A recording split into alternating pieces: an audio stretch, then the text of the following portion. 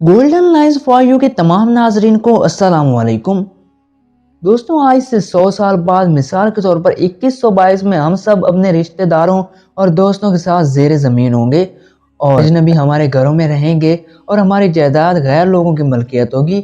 انہیں ہماری کچھ یاد بھی نہیں رہے گی۔ ابھی بھی ہم میں سے کون اپنے دادا کے باپ کا سوچے گا؟ ہم اپنی نسلوں کی یاد میں تاریخ کا حصہ بن جائیں گے، جبکہ لوگ ہمارے نام اور شکلیں بھول جائیں گے۔ 100 سال میں کئی اندھیرے اور ٹھہراؤ آئیں گے، تب ہمیں اندازہ ہوگا کہ دنیا کتنی معمولی تھی اور دوسرے سے زیادہ پا لینے کے خواب کتنے نادان اور خسارے کی سوچ کے حامل تھے۔